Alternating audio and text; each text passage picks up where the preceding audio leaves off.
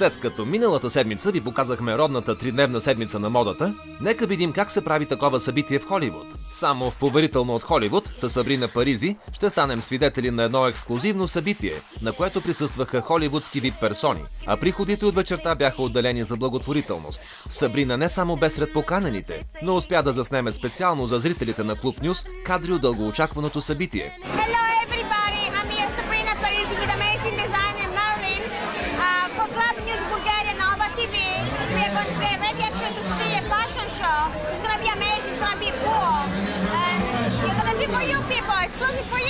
Самото появяване на Сабрина на червения килим предизвика истинска сензация. I hope you enjoy. This is exclusive for Club News Bulgaria Nova TV. I'm here with Joshua Jensen. What's up, guys? This is him. And so we had an amazing fashion show tonight. This is Hollywood. It was hot. You guys missed it. Ladies from Hollywood, stay with us. Next week, more things going on. It's going to be super, super exciting. I'm so happy to be here with Josh. Say hi to everybody. Obiti Shavi. Can you say Obiti Shavi? Say what? Obiti Shavi. Obiti Shavi. That's it. Отбраните гости на фешън събитието се насладиха на последните модни тенденции при бельото. Супер секси модели танцуваха и забавляваха гостите, а появата им в луксозните феерични материи разтоптя сърцата на мъжката част от публиката. Дамите пък побързаха да си изберат какво да включат като приоритет в списъка за следващия си шопинг маратон. Всички бяха единодушни, че моделите не отстъпват на знаменитите ангели на Victoria's Secret.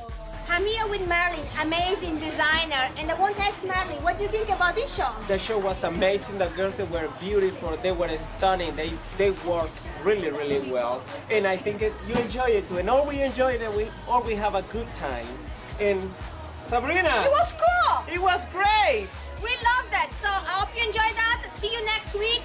So much going on. Excitement, news, the latest in Hollywood. Yes. Me, Sabrina, Merlin and Sabrina.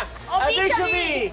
От имейлите ви разбираме, че имате най-голямо желание да се срещнете с звездата от Здрач, Робърт Патинсън. В момента, поверително от Холивуд подготви интервю с него. И докато това стане, само в Клуб Нюз ще ви покажем последната новина около чаровния вампир. Миналата неделя, на наградите BAFTA Awards, двойката на екрана и, както се спекулира, и в живота Кристен Стюарт и Роб Патинсън дойдоха по-отделно на червения килим. В последното интервю, което Роб дава за сън, става ясно, че звездите умишлено идват по-отделно, за да не предизвикват блокада. Интересът към тях е толкова голям, че всеки един от тях ходи с по 6 бодигарда.